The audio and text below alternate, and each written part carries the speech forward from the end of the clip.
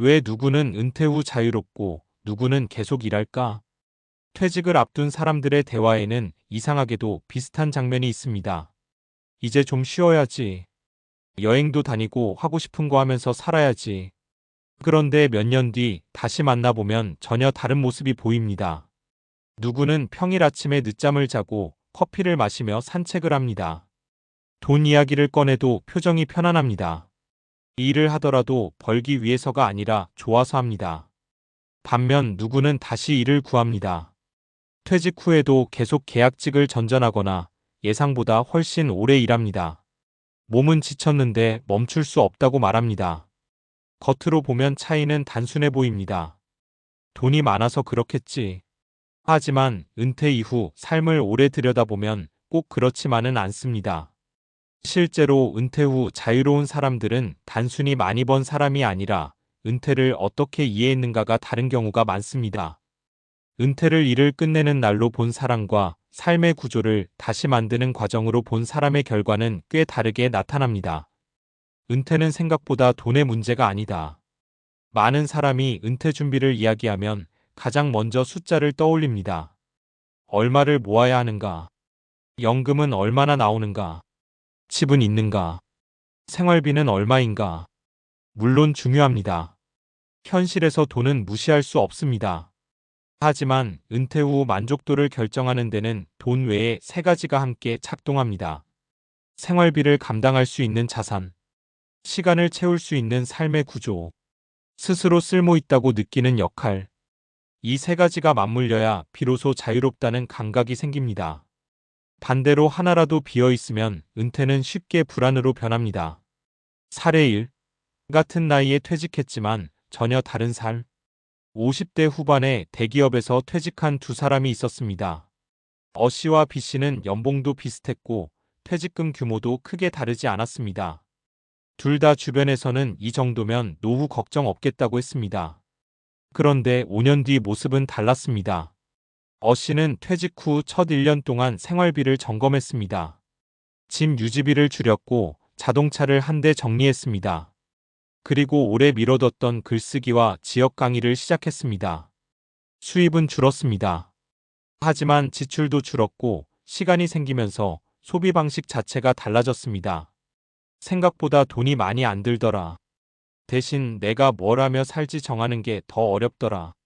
반면 B 씨는 퇴직 직후부터 이전 생활 수준을 그대로 유지했습니다. 매달 나가는 돈은 줄지 않았습니다. 그런데 월급은 없어졌습니다. 처음에는 괜찮았습니다. 하지만 시간이 갈수록 통장 잔액이 줄어드는 속도가 스트레스로 바뀌었습니다. 결국 다시 일을 시작했습니다. 그 일이 싫었던 건 아닙니다. 다만 선택이 아니라 생존에 가까웠습니다. 둘의 차이는 자산 규모가 아니라 은퇴 후 구조를 미리 바꿨느냐였습니다. 자유로운 은퇴자는 얼마가 필요한가 보다 어떻게 살 것인가를 먼저 계산한다. 은퇴를 준비할 때 사람들은 종종 이런 질문을 합니다. 노후에 10억이면 될까요? 그런데 이 질문에는 중요한 전제가 빠져 있습니다. 어떤 삶을 살 건가요? 도시에 계속 살 건가요? 차를 유지할 건가요? 취미 비용은 얼마나 필요한가요? 자녀 지원은 계속할 건가요? 일을 완전히 그만둘 건가요? 같은 10억이라도 어떤 사람은 부족하고 어떤 사람은 충분합니다. 결국 중요한 건 자산 총액이 아니라 지출 구조와 기대 수준입니다. 자유로운 은퇴자는 소비를 포기한 사람이 아니라 자신이 무엇에 돈을 쓰고 무엇은 내려놓을지 정한 사람입니다. 은퇴 후 계속 일하는 사람이 반드시 실패한 것은 아니다. 여기서 오해하면 안 되는 게 있습니다. 은퇴 후 계속 일한다고 해서 준비를 못한 건 아닙니다. 오히려 최근에는 스스로 일을 선택하는 사람이 많습니다. 문제는 질문 하나입니다. 그 일을 안 해도 괜찮은가? 안 해도 되는데 하고 있다면 자유입니다. 안 하면 생활이 무너진다면 의존입니다. 같은 하루 8시간 일이라도 감정은 완전히 다릅니다. 실제로 은퇴 후 행복도가 높은 사람들을 보면 공통점이 있습니다. 일 자체를 끊지 않습니다. 대신 노동의 방식이 달라집니다. 주 5일에서 주 2일로, 책임에서 참여로, 성과에서 의미로 옮겨갑니다. 돈은 줄어도 삶의 만족은 오히려 높아지는 경우가 있습니다. 사람들이 은퇴 준비에서 가장 늦게 깨닫는 것. 많은 사람이 은퇴를 숫자로만 준비합니다. 연금 계산, 적금, 투자, 부동산. 그런데 은퇴 직후 가장 많이 듣는 말 중 하나가 이것입니다. 시간이 이렇게 많을 줄 몰랐다. 출근하지 않는다는 건 단순히 쉬는 게 아닙니다. 하루 구조가 사라지는 일입니다. 그래서 은퇴 후 우울감이나 무기력을 겪는 사람도 적지 않습니다. 일할 때는 불평했는데 막상 일이 없어지면 자신이 누구인지 모르는 순간이 옵니다. 그래서 은퇴 준비에는 돈 말고도 질문이 필요합니다. 내가 좋아하는 건 뭔가? 누구와 시간을 보내고 싶은가? 어떤 하루를 살고 싶은가? 돈이 안 돼도 계속하고 싶은 일이 있는가? 이 질문을 미뤄둘수록 은퇴는 막연한 불안이 됩니다. 결국 은퇴의 목적은 일을 그만두는 것이 아니다. 우리는 은퇴를 종종 끝으로 생각합니다. 하지만 실제로는 두 번째 삶의 시작에 가깝습니다. 일이 사라지는 것이 아니라 삶의 중심이 바뀌는 겁니다. 누구는 그 변화를 준비했고 누구는 월급이 멈춘 뒤에 처음 고민하기 시작합니다. 그래서 누구는 자유롭고 누구는 계속 일합니다. 차이는 돈의 많고 적음만이 아닙니다. 얼마를 모았는지보다 어떤 삶을 설계했는지가 더 오래 갑니다. 은퇴 준비는 통장을 만드는 일이기도 하지만 그보다 먼저 나는 앞으로 어떤 하루를 살고 싶은 사람인가를 결정하는 일입니다. 그리고 그 질문을 너무 늦게 시작할 필요는 없습니다. 은퇴는 어느 날 갑자기 시작되지만 자유는 훨씬 오래전부터 준비되기 때문입니다. 그런데 왜 사람은 은퇴를 앞두면 더 불안해질까? 여기서 한 가지 질문이 생깁니다.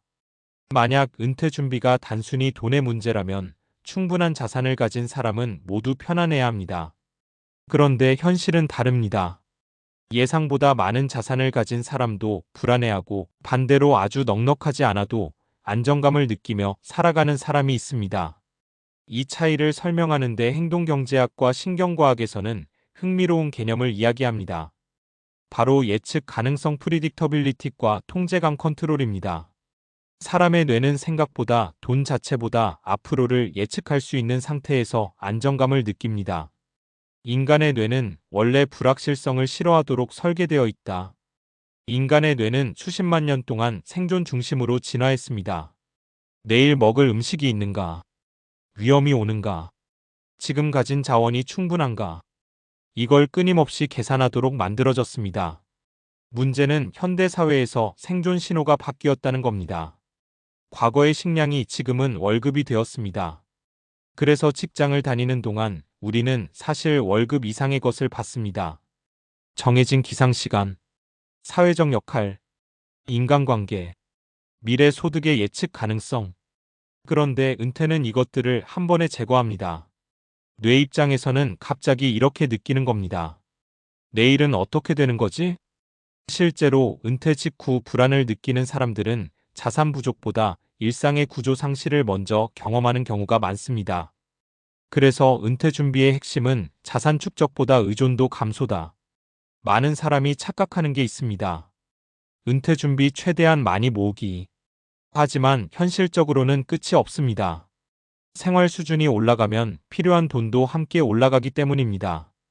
경제학에서는 이를 생활 수준 적응 어다닉 애덕테이션이라고 설명합니다. 사람은 현재 수준을 금방 당연하게 받아들입니다. 월 300만 원 쓰던 사람은 500만 원에 익숙해지고 500만 원 쓰던 사람은 700만 원이 필요해집니다. 그래서 은퇴 준비를 잘한 사람들은 의외로 다른 질문을 합니다. 얼마를 더 벌까? 보다 없어도 괜찮은 걸 얼마나 늘릴까? 를 고민합니다. 사례 2. 월 700만 원이 필요했던 사람과 월 250만 원으로 만족한 사람. 60세에 퇴직한 두 사람이 있었습니다. 첫 번째 사람은 은퇴 전 월 700만 원을 썼습니다. 외식, 차량 유지, 각종 구독, 모임, 소비 패턴이 모두 직장 중심이었습니다. 퇴직 후에도 생활을 유지하려 했습니다. 결국 계산해보니 은퇴 자금이 부족했습니다. 그래서 다시 일했습니다. 반면 두 번째 사람은 은퇴 5년 전부터 생활 실험을 했습니다. 평일 점심 외식 줄이기, 차량 사용 줄이기, 취미를 소비형에서 활동형으로 바꾸기. 처음엔 답답했습니다. 그런데 1년 정도 지나자 깨달았습니다. 내가 좋아했던 게 돈 쓰는 일이 아니라 시간이었던 거구나. 결국 필요한 생활비가 절반 가까이 줄었습니다. 자산은 크게 늘지 않았지만 자유도는 커졌습니다. 결국 은퇴의 본질은 시간을 다시 설계하는 일이다. 생각해보면 이상합니다. 우리는 3040년 동안 일할 준비는 철저히 합니다. 공부하고 취업하고 승진하고 돈을 모읍니다. 그런데 정작 인생에서 가장 긴 자유 시간일 수 있는 은퇴는 준비하지 않습니다. 그래서 은퇴를 앞둔 사람에게 필요한 질문은 이것입니다. 내 통장 잔액은 얼마인가? 보다 먼저 아무도 나를 필요로 하지 않는 월요일 오전 10시에 나는 무엇을 하며 살 사람인가? 이 질문에 답할 수 있는 사람은 자산 규모와 관계없이 훨씬 안정적입니다. 왜냐하면 자유란 시간이 비는 상태가 아니라 시간을 스스로 선택할 수 있는 상태이기 때문입니다. 그리고 그 준비는 은퇴 전 마지막 1년이 아니라 지금 살아가는 하루의 방식에서 이미 시작되고 있습니다.